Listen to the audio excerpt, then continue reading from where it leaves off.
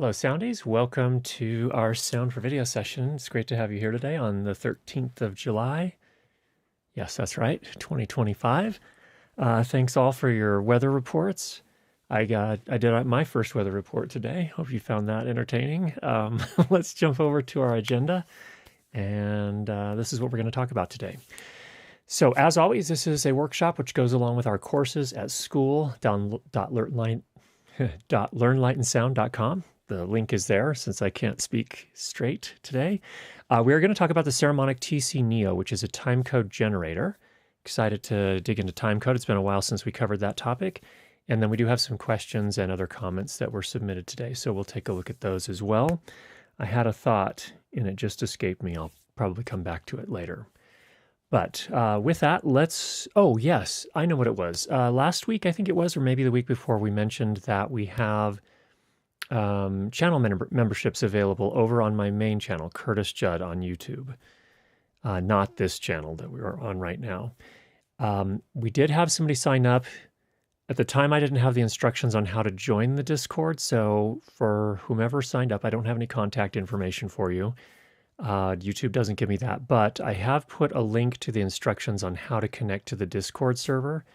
There's an integration between YouTube and Discord, so if that was you, and you're wondering, how do I get this Discord server?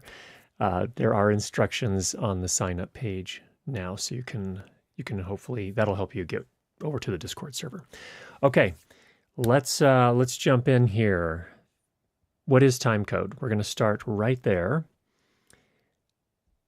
Timecode is a tool that is defined by the SMPTE, which is the Society of Motion Picture and Television Engineers, that identifies the specific frame of video or film.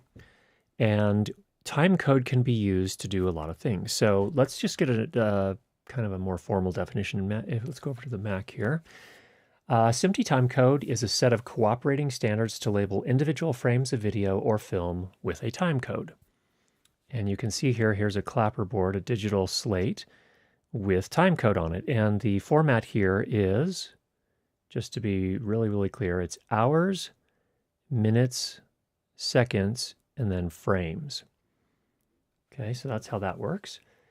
There's more information here on this particular Wikipedia page if you're interested. And there's also, of course, you can go over to SMPTE and get the actual standards if you really want to nerd out. But there is one thing I do want to say, and this was something that was submitted by our friend Robert. If we cut back over here, a warning, I can geek out about SMPTE, deep dive into the weeds. Please feel free to skip over my comments if they are too off topic. Robert, thank you so much for being here and for sharing your knowledge. I know Robert's spent a lot of time digging into the details. So, okay, so with that, let's go back to the main camera for just a moment here. So that's what timecode is. It's a way to identify a specific frame within video or film. You can use it to do a variety of things. So again, back over to the slides here, timecode can be used for audio-video sync. And that's probably the most common context in which we've talked about it here, certainly on this channel and my other main channel. But I want to kind of clarify what that means. So I think a lot of people assume it means things that it does. So there are some specific problems that it solves. And the way it typically works is you have external timecode generators, which have temperature compensated crystal oscillators in them, which are, it's a fancy name for a very accurate clock that can actually ensure that it retains accuracy even as the ambient temperature changes. So the ambient temperature can actually influence the speed of a clock.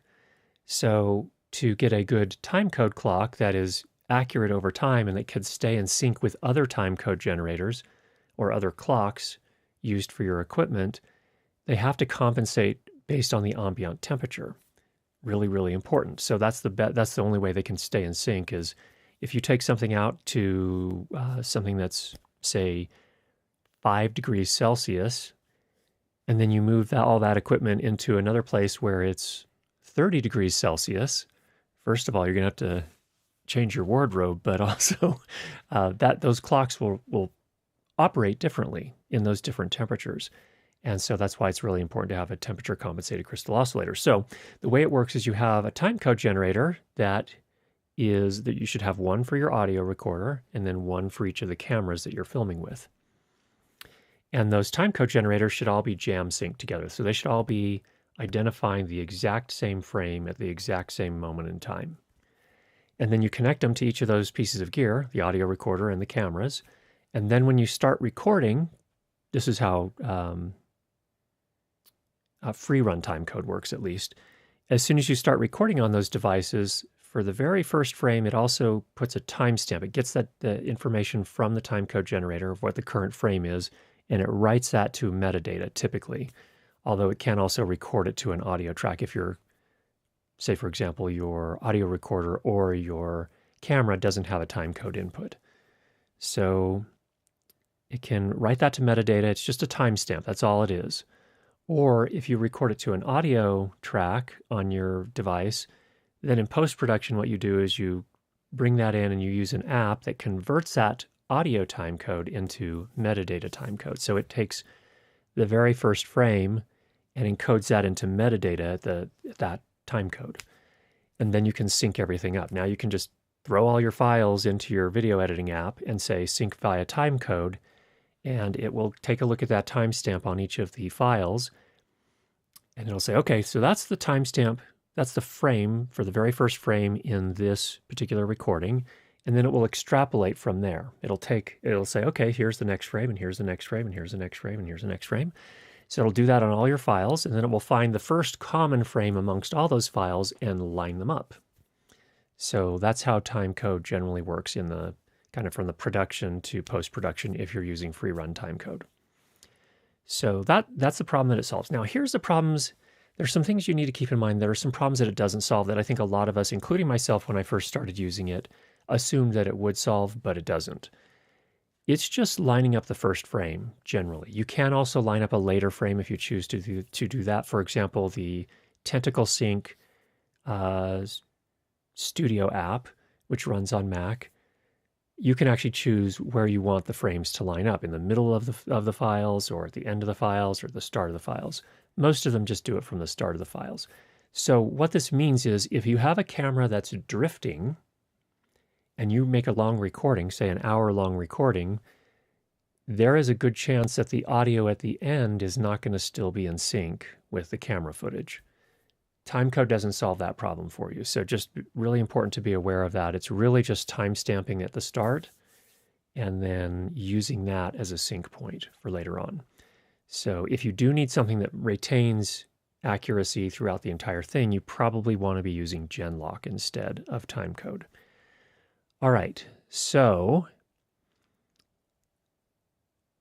let me also say this. I think there's a really practical consideration when it comes to timecode. I don't use it very often. When I was doing location sound and working on commercial pieces, I would use it then. It made sense then. My clients appreciated it. And those were usually jobs where we would go, and at the end of the day, we would probably have at least 10 takes, depending on the piece. Sometimes we would come home with 40 or 50 takes in a day. And when you have that many files, it becomes a little bit more tricky to, take all the separately recorded audio files and the video files from the multiple cameras and sync them all up. It's just a little bit more job for the post-production team. So having timecode in those circumstances that is written to both the audio recorder files and all of the video files makes it a lot easier for the post-production team. However, in my day-to-day work, we're working in studio. We already feed the audio from the mixer directly into a recorder with a specified delay on it. So all of our video and the audio is fed into an Atomos recorder, and that's what the post-production team takes, or the producers take. So we don't even need timecode in those circumstances in studio. For my YouTube videos, the way I record them is I do it all in one take. I just roll the camera, I roll sound, I clap at the start, I record the whole thing. Usually it's not longer than 20 minutes of recording. We cut there, we use the Final Cut Pro or the DaVinci Resolve sync by waveform functionality, and it's fine. It's just not worth the extra effort of timecode in those circumstances. So hopefully that gives you some context. If you're doing a lot of multi-take types of work, or doing multiple takes in the same scene, then that's when it can start to make sense and can save you substantial amounts of time in post. Okay, so specifically, we're talking today about the Saramonic TC-NEO. I took a photo late last night when I first turned them on and had them and got them all synced up, jam synced to one another. And you can see they're all in the exact same frame here, 22, 52, 41, and 18 frames. And then I took another photo this morning, just not too long before we started here, almost, not quite, but almost 12 hours later. And you can see they're all still in sync. They're still frame accurate, 11, 17, 39, and 18 frames. So first test done. They're doing pretty well. Now, a nuance here. They were at a pretty comfortable temperature here. It was probably about 70 degrees in the room where they sat all night long. So the temperature compensation didn't have a hard job to do. It was pretty comfortable temperature there. So that's the first thing. Let's go ahead and take a look at these over here, and I can just show you some of the features. I will say this. I know the first question that some people are going to ask is, well, how are these different than the Deity TC1 or the Tentacle Sync-Es? They're all pretty similar. The Tentacle got started before any of the other companies did. Then Deity released their TC1s, I think, in 2021 or 2022. I think it was 2022. And then these just came out. So we're seeing, kind of a pretty big difference in time. I think the Tentacle Syncs, the very first generation Tentacle Syncs, came out in 2015 or 16. So they've got a pretty substantial head start. They've been doing those for a while. They have some differences, but let me just kind of run through the things here. These have an OLED screen. It's actually quite nice. And in fact, I like this screen better than for a very kind of silly, by the way, I'm going to press this button on the side 3 times to unlock it so that it won't go to sleep on us. They're pretty aggressive about going to sleep, which is a good thing for a timecode generator because during a shoot, you don't necessarily want the batteries running down from powering the screen the whole time. And that makes me, okay, I'm going to pause again and do another outtake. I need to disclose, Saramonic sent these to me free of charge, so they have not paid me to make any videos on these, but they have provided the gear, this set of 3 timecode generators. All right, so the Tentacle Syncs don't have a screen on them. You have to rely on your mobile phone to jam sync them and to do any other settings. Both these and the Deity TC1s, you can actually make the settings right here, and you can wirelessly jam sync them without using an app, which is a really nice feature. I really like that. So that's the first thing to consider. So it also has this sort of watch style crown on the side that you use to, oh, whoops, this one went to sleep again. It locked itself after 60 seconds.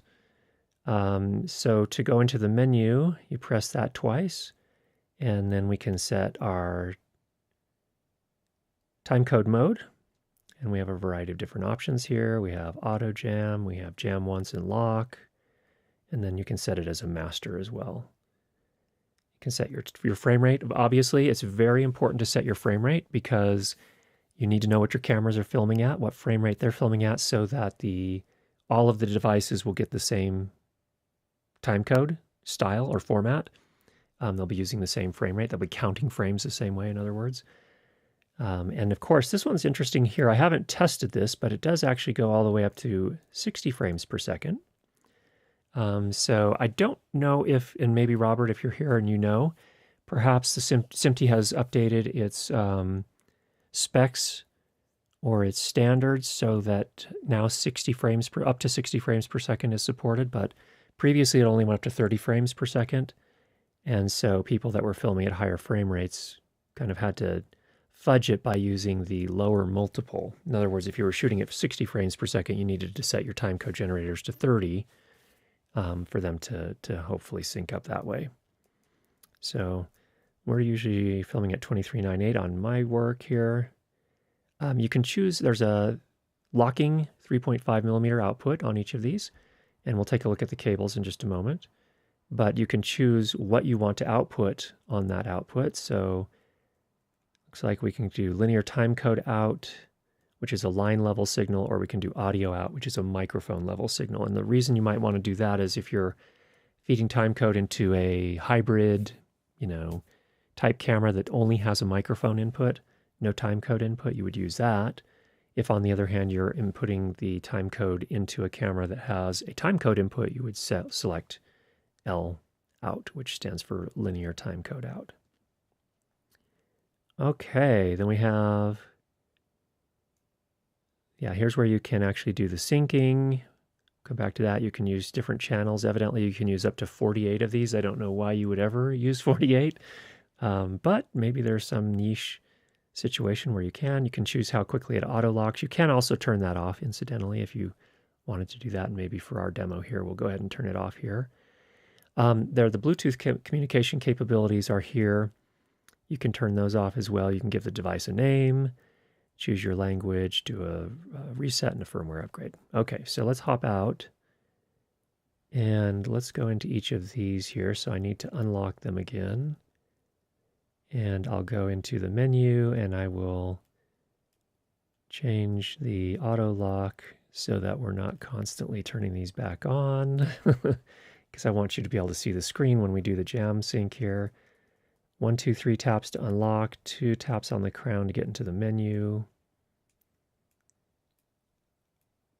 Auto lock, never. Okay, now we have our screens up. Okay, cool. So what I'm going to do next is I'm going to bring my phone in here and I'm going to turn off the night shift mode so that it doesn't look like it's all weird. And I'm going to get the app going here. So here's the Saramonic app. And let's see here if it's showing the devices. It looks like it is found 2 of them. Oh, found all 3 of them. Okay, cool. So it went ahead and found all 3 of them. I had previously set them up. It's just a matter of going in here. You turn them on, turn Bluetooth on, and then you come in here and it will recognize them and then you set them up. So when you come back in, you'll see that it's recognizing these. Now, what are all these other things in here? These are actually part of I have 2 Saramonic K9 wireless microphone kits. I don't have those turned on at the moment, but those can also be in here and you can also sync them at the same time via Bluetooth. So you'll notice here, just as we do this jam sync demo here, these are not synced up right now. So this one's at 5258, 5307, 5314. They're not synced right now. They were turned on one after the other just a little while ago, but now we can sync all. First thing I can do is I can say, hey, let's get the time from the phone. So we're going to use closer to real time. We can choose our date format. We can choose our frames per second. I want to go 2398 in my case, but again, you can go up to 60, and then we'll click sync. And it jam synced all of them right now. So it's as simple as that, which is nice. And actually, you can come back in here and later in the day. So for example, after the first meal of the day, during a production day, you could come back in and sync them again if you needed to do that. If maybe you had to pull one off and charge it up. Incidentally, while we're here, talking... Margin of error is syncing. There's a margin of error? Is there? It should be frame accurate right off. I'm looking at the times. We can take a picture and see if they actually are or not. Let's do that. So I'm going to take a picture. And let's see here. They are all in sync. So they're all at frame number 6 right here on that picture. Frames. Okay. Yeah, it's the frames that are going to be important. So yes, they are in sync. So the next thing I was going to show you is the TC-NEO. You can purchase it with a charging case. Oh, by the way, these do have inbuilt batteries that are not user replaceable. You might be asking, Curtis, why are you reviewing it then? You said you weren't going to review those kind of things anymore. I said, technically, I'm not going to review them if they don't have some sort of battery replacement program in Saramonic. After I asked them that specifically, they said, yes, Deity offers one and we are going to offer one as well. So that's why we're looking at these. Now, when I pop these in here, incidentally, it will turn them off. So just so you're aware, but you can pop them in and it will charge them up. There's a battery built in here with a USB-C port for charging, and it gives you the battery status there. Just a nice plastic box with a kind of a locking lid. You push the button here, and the lid opens back up. So, and again, notice it does turn them off, so important to keep that in mind. So we'll go ahead and power these back on.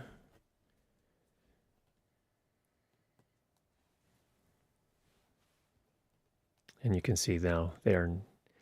One important question to answer: yeah, they don't keep time. Obviously, when they are turned off, they do not keep time. Okay, so we're coming back into the app here, and we can go ahead and sync them again. So again, I'll get the time from my phone. I'll set it to 2398. Interestingly, I'd love to see on the app, by the way, Saramonic, if you're watching this, I'd love for it to retain these settings so I don't have to do it each time. Just, that'd be cool. And then we go ahead and sync, and now they're jam synced. So there we go. Other accessories it comes with. So on the back of each one, you'll notice it has, first of all, it has contacts for charging in the charging case, but it also has the hook and loop tape here. These are the hooks here. And then they have these accessories that come with it, 2 different accessories here. This one looks to be like almost like an Arca Swiss. I think it goes into a shoe mount. Or you have more traditional thing we'd see on hybrid cameras where you have this plastic locking nut and a shoe mount here as well. So you can mount them pretty easily on the cameras using that hook and loop tape there, which is nice. Now the big thing though is connecting to cameras. And actually before we hop into that, let's go back out to the main camera. Let's just check in and see if anyone has any questions or thoughts or anything that's burning that we need to address. There was something related to the weather report, but then there are other ones too. I would love a 16% day here. We're talking about relative humidity. We maybe get 2 of those a year here. We get about 360 of those a year here. It's rough on the sinuses if it's that often, but I can understand. It's nice to have the variety. Christopher, PSA for folks. Many cameras, particularly consumer-focused mirrorless cameras, often say they are 30 frames per second when they are really 29.97 frames per second. That's critical for timecode. Thank you so much, Christopher. That's a great call out. And yeah, you just need to make sure you read your manual and you understand exactly. So you definitely, if you're going to start investing in things like this, you definitely need to do some tests before you show up on set the first day or show up to your first project. So make sure that things are actually working and actually syncing the right way. So if it says 30, but you can actually confirm through the manual or through testing that it's actually 29.97. You'll see the drift happen pretty quickly if that is actually, if it says 30, but it's actually 29.97. Yanti, Saramonic showed a DJI Mavic flying with their TC-NEO, then quietly deleted the footage like it never existed. Why? Beta test? CGI? Witchcraft? This is some shady business. I don't know. It could be that DJI asked them to take it down. I don't know. Not sure what happened. There are a lot of possibilities. I like how the case has charging ports built in. Yeah, I think that's kind of a nice little feature. The higher-end timecode solutions like Ambient and Betso have their own wireless protocol, so powering up a device automatically syncs it with the group. That's cool. That's good to know. Thank you, Christopher. There's some other differences, too, that we're going to jump into in just a moment here. Down, Matt. I know how you hate Velcro. Not your thing, I guess, huh? With timecode, it's even worse than lens mount. Once you start with a system, you're kind of stuck. The Tentacle Tracky audio recorder make them my system of choice. Yeah, that's what's going to make it tough for Saramonic to get a lot of traction here. And I think it's part of what, I don't know how Deity is doing on selling theirs. Hook and loop equals bad on real production sets. Too easy to get knocked off in rough handling that happens. Hard mount, quarter 20 thread is much preferred. Fair point. Fajiri, I'm pretty sure it'll be discussed later, but are there any features these have that the Deity TCs don't? Not that I've seen so far. Short answer. Okay, good. All right, let's take a look at what else comes here. Now, of course, let's go back to the overhead camera. One of the big things, of course, is connecting it to cameras and audio recorders. And so it comes with this nylon bag as well. And we haven't done our testing yet. This is, again, just a first look. This is a workshop, just for those that ended up on the channel here thinking this was a full review. Apologies, I should have said something sooner, but I'm going to say it now. This is not the full review. Go back to the Curtis Judd channel. That's where the full reviews get posted. This is where we just workshop things. All right, so we have a variety of different cables here, and I'm going to need to cut these open, so I need some scissors. But it comes with a series, which is nice. Let me go grab those.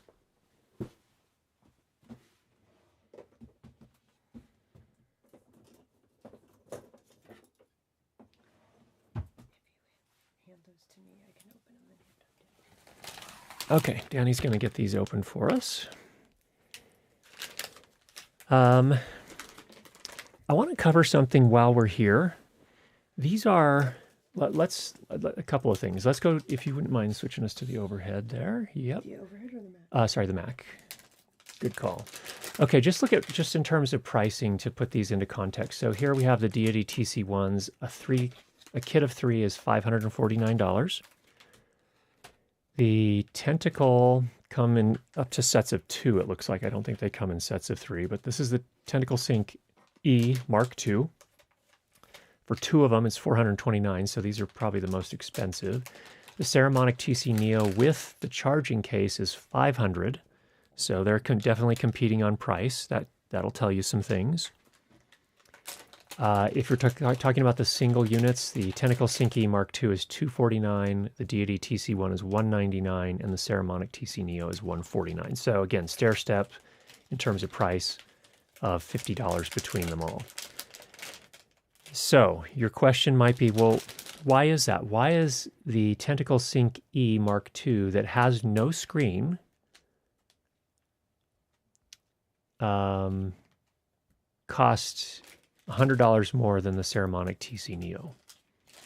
So let's figure that out. Let's take a look. I think one of the very important things that people don't necessarily consider is the quality of the temperature compensated crystal oscillator and the range in which it can operate. So here, for example, this is for Tentacle Sync. This is for the Sync E2. Let me see if I can find it here. I'm looking for the operating temperatures. Here we go. Accuracy, less than 1 frame of drift in 24 hours if you operate it between minus 30 degrees Celsius and plus 80 degrees Celsius, 85 Celsius. That's really a big range. Okay, let's go to the Deity and find the same thing. Its temperature range, operating range, is minus 20 Celsius to plus 45 Celsius, so not quite as wide. It does go below freezing though, so that's good. And then let's look at the Saramonic. Operating temperature, minus 20 Celsius to 55 degrees Celsius. Okay. That's interesting. I think on the, I read somewhere else, oh, it's the charging case that only goes down to 0 Celsius. But the temperature, the timecode generator itself goes down to minus 20. Okay, so that's something important to keep in mind. There may be some benefits to the Tentacle Sync if you're going to be operating in really cold or really, really hot temperatures. So that's something to keep in mind. And the really hot temperatures, keep in mind, those can be a variety of things. If you do a bag drop and you put something in a trunk and it's a really, really hot day, that can get pretty hot in there. So that's where you may find the additional cost of something like a Tentacle Sync, an ambient recording, or a Betso, one of those types of timecode generators, to be worth the additional cost. Because I believe that I remember the ambient recording, they did a demo where they put the timecode generators in a freezer overnight and they were able to hold sync without a problem. So operating temperature is definitely something to consider. Okay, let's go back to our overhead camera here, and we have some cables that are available here. First of all, if you're jam syncing by wire directly to one of the Saramonic K9 transmitters, you can just use this USB-C to USB-C cable. Believe that's how that works. We'll confirm that when we work on our final review. Here, for example, with cameras that have BNC timecode inputs, I believe that, for example, is my Canon C70. You would connect the output to the timecode generator, the locking pin here, and then you can connect this to the timecode input on the camera. That should take care of you there. And then it also ships with, ships with the 3.5 millimeter version. So there are, this is probably if you're feeding, under most circumstances, this is going to be if you're feeding audio timecode into a hybrid camera. So you'll connect this, of course, to the timecode output, and you'll connect this to the microphone input on your camera. Incidentally, these do also have a microphone, as I understand it. So there's capturing, yes, right here on the top. So they're capturing scratch audio, and I need to do some additional testing to see if it puts the scratch audio on the right track and timecode on the left track, or vice versa. Hopefully, it puts the timecode on the left track and the scratch audio on the right track. That, under most circumstances, would be the easiest way once you get into post-production. So there's that cable, and then it also comes with this one last cable, and this is, I'm trying to see how many pins this is. I think this is it's a 4 or a 5 pin, I'm not sure. LEMO. Let's just pull it up on the website here, Saramonic. Let's go to the Neo in the kit. See if it shows the cables here. Just really pretty product shots, not the cable. Why are those different colors? I'm not sure.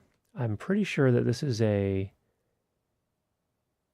3.5 millimeter to 5 pin LEMO. 90% sure. So that should work with this one should work with my Sound Devices 888, if in fact that's what it is. So we'll figure that out in the final review. Okay, cool. There's that, and it looks like there's some extra Velcro here if you need that as well. Especially for Matt and Christopher. I understand what you're saying. I'm actually just joking with you. I hope you don't take that the wrong way. All right, so differences that we know so far. First of all, I think these are very similar to the Deity TC1s, and I think we're seeing kind of a theme of that with Saramonic lately, and I'm probably not likely to. We're going to probably see a whole bunch of other companies start doing this too. Saramonic lately seems to be taking cues from Deity to a large extent. The Saramonic K9 wireless microphone system looks an awful lot like the Deity Theos wireless microphone system, right down to, from my best guess, they're using the same chipset for the whole thing. And that's I guess it's a good and a bad thing. It's a good thing from the standpoint that it has a lot of features and it's very capable. On the not so good side, it has some really weird, it has some kind of weird nuances that make it not great for higher end professional use. So, okay, with that, let's pop back out to the chat and see what questions people have about the Saramonic TC-NEO. Mine shipped with these, I think they're just covers. I think you can take the colored covers off if you choose to, but they provided those just as a way to identify them. Christopher said, I would kind of prefer that these starter kits did not include cables since there are so many different types of timecode connectors on different cameras and audio recorders, etc. So some kind of included cables just end up being waste. That's a fair point. Fair point. And in fact, I think that the Tentacle Syncs, at least back when I bought mine, that was quite some time ago. I don't have the Syncy Mark II, but back when I bought mine, it just came with a 3.5 millimeter cable, and you were responsible to buy any other cables you needed. How does the Saramonic compare in terms of ecosystem? That's another difference. Deity has a timecode slate. I think that's the main difference. Actually, and then in terms of if you want to compare it to Tentacle Sync, I think, let's go take a look at their site. By the way, they just redesigned, well, I don't know when they redesigned their site. They redesigned their site. It's actually quite charming. They have, they do have a timecode slate, at least coming, if it's not available already. Okay, so what you do is you embed the time bar, which is a different product, into a slate. Like that. Okay, interesting. This I have not worked with, but they do have a slate now, or a slate solution, it looks like, by taking their time bar and embedding it into a kind of more traditional slate. Time code in and out. So it's a richer system. That's something Saramonic doesn't have. Deity has their timecode slate, which I did test and is decent. Seemed decent. I have not used it extensively and put it under a lot of hardcore location and set use, so it hasn't really been tested in terms of durability, but feature-wise it was good. And then there's the differences in terms of operating temperatures, where the tentacles are rated to operate at colder temperatures and much hotter temperatures as well. So that's just going to be more reliability.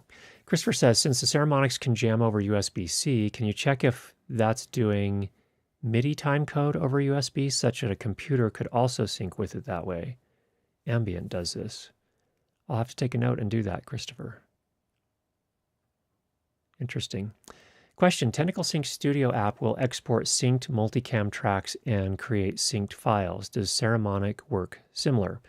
As far as I'm aware, Saramonic does not have its own app yet, so you could use the Tentacle Sync Studio app. Also, Deity has an app, I believe. Yes, it's called the Saramonic TC-Sync. It's in open beta right now. And it supports SMPTE saved to the file's metadata, supports audio LTC or audio linear timecode that's recorded on a camera's audio track, supports high frame rates, evidently, and it supports audio linear timecode recorded in WAV or polywave files. So I have not used this one yet, but here's another option out here. And I believe this one is free. And it looks like it's been optimized for, on the Mac side, for both Intel and Apple Silicon.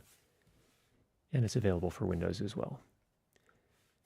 So there is no Saramonic app, as far as I'm aware. App for timecode sync and post on a computer. Chris, can you do a size comparison between Tentacle, Deity, and Saramonic? Yes, I absolutely can do that right now. Let's go to the overhead camera and I'll show you. Okay, just to make things clean here. It looks like the Saramonic is the smallest of them so far. Well, you have a mount on that other one. And this one has a mount on it, so if I put this mount on here, just to kind of make it sit up the same way. There's the Deity. Let me find my Tentacle. Oh, here's an ultrasync, if you're interested in that as well, for size comparison. And while we're at it, here's the original Tentacle Sync. Here is an ultrasync blue, which are now, these are both Atomos now. I have all my timecode kind of spread out amongst these different things. Let's see if we can find the Sync E here. And here is the Tentacle Sync E. This is the Mark I version.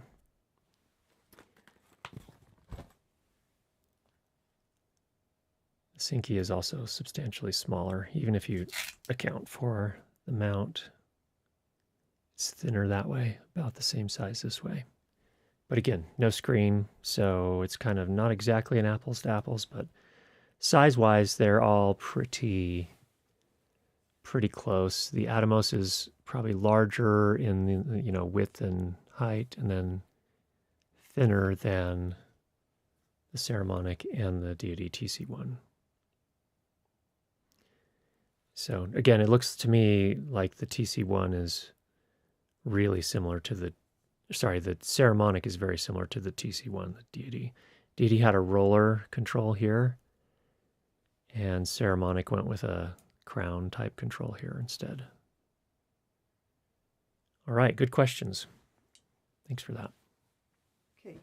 Okay. This is two-part, but don't react until you see the second part. Two-part, don't react till you see the second part. Color-coded cases are cool. Are they removable? You covered the cases just as I was hitting enter. Pun intended. Gotcha, Mark. I'm right there with you. The tentacle slate is shipping. Excellent. That's good to know. Good to know. They've got that. They've been working on the bar for a while, I know. So, hi, Curtis. This is from Backstage Hustle. Hi, Curtis. Hope you're doing well. Quick question about the Saramonic K9 system. Would it be feasible to use 8 sets in a single venue to get 16 clean channels, or is that not recommended? Thanks. Well, you can ask Saramonic that, and you can ask me that. I would say I would not do that, depending, especially on where you're located. The Saramonic and the Deity use more range, more frequency, a larger slice of frequency for each individual channel than the pro level systems. So that might be pushing it. I've also noticed that with both the Saramonic and the Deity Theos wireless microphone systems, that even though they are digital and they're supposed to be intermodulation free, I'm seeing quite a bit of intermodulation, even with just 2 kits running at the same time. If you get beyond that, I can't imagine. I don't know what it would be like. So I guess my answer would be, for Backstage Hustle, be very careful about that. I'm skeptical that that's a good idea, is a short way. Also, I don't feel like the filtering on those systems are not nearly as good as the higher end systems. And I'm even talking about things like the Sennheiser EWD system. These are kind of in the same price range, but with fewer features. They don't have timecode. They don't have recording to all of their transmitters. But the Deity EWD system mixing up my product companies, Sennheiser EWD system and the Shure SLXD, again, 2 other systems that are kind of in the same price range, but with fewer channels. They're not dual channel, unless you buy the rack mount receivers. But they seem to do a better job at filtering, and they use less, smaller slices of frequency for each individual channel. So I would be more inclined to look at those systems. Probably my first choice. It sounds like if you're Backstage Hustle, I'm assuming you're doing theater productions. I would probably look at SLXD. Okay, this is a 3-part. It's just a comment. Oh, Mark 1 is actually the Mark 2. The one on the far left is the Mark 1. Oh, well, okay, let me clarify here. Okay, the Mark II shares the same case shape as the Track E. So,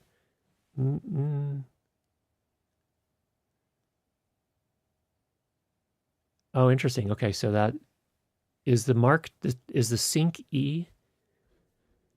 Here's my, I don't know the answer to this because I don't have these newer versions. But if we go back to the Mac, we have the Sync E and we have the Track E. So I'm looking at the Sync E here on my desk. And so this is the Sync E. Syncy swimmy. Is it the Track E that's Mark II now? Am I confused on that? No, I don't know. That looks see all products. I can hop back here. Because if I come here to B&H, it's calling this the Sync E Mark II. So anyway, I'm not 100% sure I'm following you there, But I can say this, if we go back to the desk, the overhead camera, this is the SMPTE Mark I. This is the original tentacle sync unit here. So this is the one from 2016. This is the one from whenever they did that, 2017 or 18, 2018, I think. SMPTE Mark II and the Tracky have the same case shape. Put them together. I don't have a Mark II. Okay. So, okay, because that's interesting because the Tracky is substantially larger. In fact, if I pull that out, you'll see. No, I was going to say put the two tentacle sync things together. Yeah, I can do that. That's fine. Put all the tentacle syncs. So here's the Tracky. Here's the SMPTE Mark I. And here's the original tentacle sync. That's... You can see that the Tracky is substantially larger here. Okay. Okay. I think we're thinking the same. We're speaking the same language now. Chris, thanks. Christopher. Okay. We're talking about the sync. Yes. Okay. Cool. DaVinci Girl. With the Fairlight console, it will work the MIDI timecode. You can use DaVinci Resolve and just press a button on the console and use Parallel Pro Tools or Logic. This works for sure with the 2017. Interesting. Okay. Cool.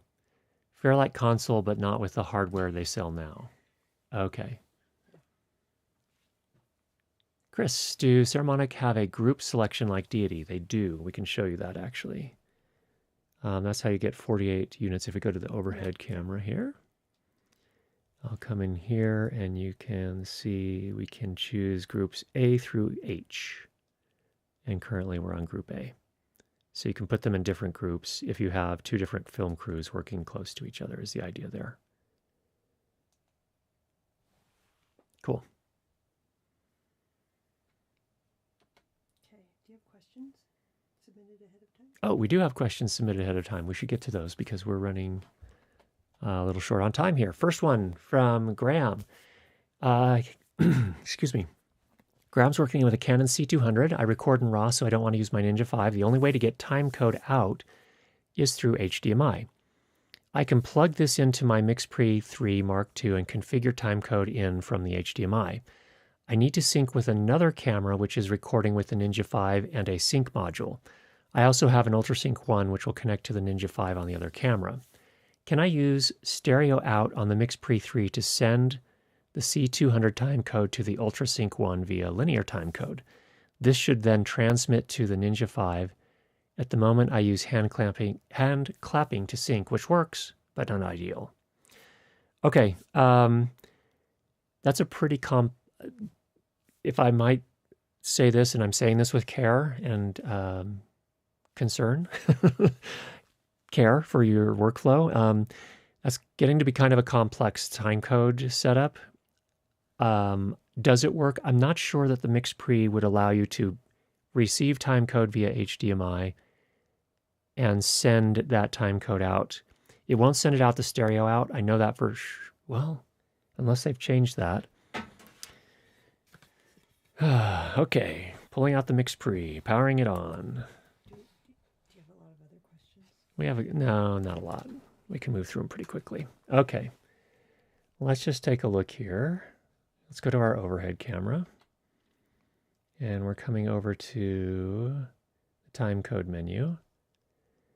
So you set your timecode mode here, and I need to move this a little bit more towards me. Apologies, I will make this easier for you. The thing is if you use HDMI timecode, I don't think that you can also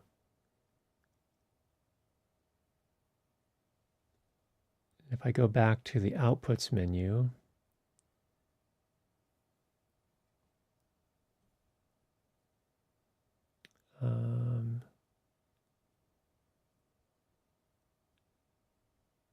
sorry, need to look at it this way. Give me just a moment. I'll make it easier for you to see in just a moment.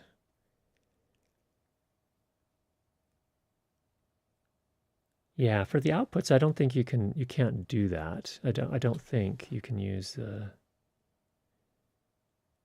this is for the stereo outs. There are delays. Oh, I guess you can set it to linear timecode out. Okay, yeah, you can. So if I go back into that menu to the outputs,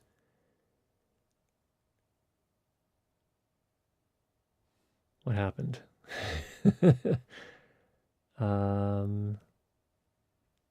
Oh, I set the stereo out mode to linear timecode out. So technically it might work, Graham, but it's getting kind of complicated. Yeah, so I would, I don't know how, so it wasn't clear from your question how you're going to get audio from the stereo out on the mix pre to, maybe you're going to jam sync the ultra sync to the mix pre and then attach that to your other camera. That could work. Technically, it could work. Short version, yeah, it could work. Christopher says mix pre 2 can output timecode from the aux out jack. You need to jam the mix pre 3 and then it would be the master to jam the ultra sync to. Unless the mix pre 3 doesn't have the aux output. It does have an aux output. It has an aux, it's actually an aux mic in, and then it has a 3.5 millimeter stereo out as well. So it looks like you could send it out the stereo as well. It's configurable enough. Okay, Graham, thank you for the question. I hope that makes sense. I would probably, ideally, if I was going to do timecode, I would probably I'd probably try to use timecode generators instead of, I don't know, your choice. Keep it simple, though. Last week, again, you'll remember Ewan sent a question about using Rode Wireless Pros to do stereo recordings. He has a follow-up on that. I just wanted to close the gap or the circle on that. This is fun, actually. I had one brief try of using the Wireless Pro to create a stereo recording. Ended up mounting them with magnets on either side of my hat rather than on a tree. Not perfect, but certainly very quick and simple to set up, and it sounded much better on either side of the hat than mounted at a similar distance apart without the hat and my head. I tested them walking through some woodland that runs right next to the train tracks. And here we have a question or a photo. Ewan, thanks for sending this over. That looks like a lot of fun there. You've got your hat all outfitted with your nice wide brim and the two mics up there. Very cool. I do think that for binaural recording, it's important to have a head with the right density between the microphones. I'm being serious about that. Most people's head density is probably correct, right? Like you don't want to use a styrofoam. Yeah, like like Danny's saying, you don't want to use styrofoam because that's why, for example, there's that Neumann head for binaural recording, and I think it's just the right density, and that's important because you want it the same density as a head so that the phase relationships will work right, so that and it also should be the same shape as a head so that the sounds make their ways to each of the microphones about the same way as ears would. So very good, Ewan. Thanks for reporting back and glad to hear it's working well. He also had a couple of follow-ups for some of the questions that came up last week. One was for voice to text. We were talking about, there was a question that came in about different nonlinear editor apps, video editing apps that allow you to take the audio and convert it into text, to transcribe it basically. He finds that Good Tape does a really nice job, goodtape.io. Much more reliable than any of the built-in transcription options available in audio applications. They have a free and a paid version. So for any interested in that, there's another option for you. And then finally, there was also a question about a recorder with XLR inputs and outputs. Ewan had this good suggestion as well. How about connecting the output of the wireless microphone to a JS3 mic splitter? So this is, I believe that's the Radial Engineering. It's a mic splitter. It's a little box that you buy. And it can take one input and then output two separate feeds of that same microphone. So it's a splitter. One of the outputs can go to a recorder and the other output to a mixer, or using a second on-body recorder like a Rode Wireless Pro or Zoom F2. So Ewan, thanks so much for your thoughts and insights there. Appreciate you sharing those with the community here. Okay, that's everything we had submitted ahead of time. So let's go back to the chat and see what's happening in the chat. I'm going to set my mix pre back before I forget and everything is muddled up. Okay, and then in my timecode mode, I'm going back to free run, which is what I typically use. Okay. All right, DaVinci Girl says, you cannot work with Dolby Atmos Accurate without syncing timecode exact because each object needs their own timecode and there are lots of objects and you need exact to be in time room of each object. Good to know. So yeah, timing relationships are super, super important, especially when it comes to doing any sort of spatial effects with audio, whether it's stereo or anything else. Thanks, everyone. I'll stick to handicapping. That was from some previous. Oh, that was some previous conversation. Okay. Well, didn't he submit a question? Oh, Graham. Okay, there you are. Hand clapping. Oh, you're talking about hand clapping. Okay, yeah. I'll stick to hand clapping. Makes sense. Mark, not sure if you mentioned earlier, but the Tentacles have battery replacement kits you can purchase for DIY. Yes. Good point, Mark. Yes, Tentacle offers those. Deity now offers those, and Saramonic tells me that they are also going to offer those. So all of them have built-in, normally not the type of replacement you can do on a product that's made to replace its batteries by the user, but they are all going to.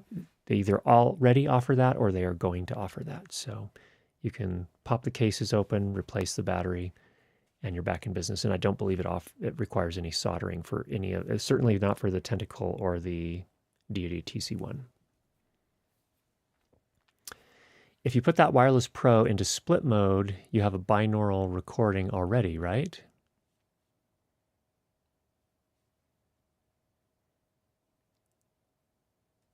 Yeah, and I think that's what he's doing. Pretty sure. Well, okay, so Christopher says, no, just separate channels. Binaural specifically is about a head transfer function where there is a head between mics to simulate how a human hears. Yes, so that, just for context, that's what Ewan is trying to do, is using a Rode Wireless Pro kit with the two microphones connected to the two transmitters, one on either side of the head, and then transferring that. Or I think you're just recording to the transmitters, and then you put them together in post. So we talked about that last week. If you want to get the details, I had questions about whether that would maintain the phase relationships correctly, but that's what he's looking to achieve. All right, Eku Film. I recently made a YouTube video testing my Zoom H series versus F8N Pro and my high-end RME UCX interface. The audio results were identical to my ears using an NTG5 mic and identical tests. Very good. I think where you're going to start to see the differences, Eku Film, is if you were to use a dynamic microphone, you're going to push the limits of the preamplifiers more substantially. And again, I don't know if you're doing spoken word testing or sound effects or music or something else. For dialogue, yeah, usually you're going to get something pretty similar there. But if you hook up a dynamic microphone, that's where the Zoom H series preamps are going to struggle a bit more. Specifically, if you try to use a Zoom H Essential recorder and something like a Shure SM7B without a cloud lifter or anything like that. Christopher says, there's another thing with the higher end time codes like Ambient and Betso. Batteries are compartment and field replaceable on the spot. No need to charge them when they run down. That's a great point too, Christopher. Yeah, although I will say this, these have been running, they were less than 100% when they arrived. I think they were 3 out of 4 bars when they arrived, and they've been on for, they're now down to half, and they have been on for a little over 12 hours now. So those internal batteries will generally make it through a production day. The problem comes when you forget to charge them at the end of a production day, and you have a production the next day. That's where having user replaceable batteries is indispensable. DaVinci Girl, without exact time code, also the early reflections of a 3D convolution reverb will not work. Yes, timing is everything. Sound and time, very much related. All right, friends, I think it's time to wrap up for this week. Thanks all for joining our Sound for Video session this week. I hope you have a great week. Get an opportunity to work on some sound projects. So get out there and make some great sound, and we'll talk to you again soon.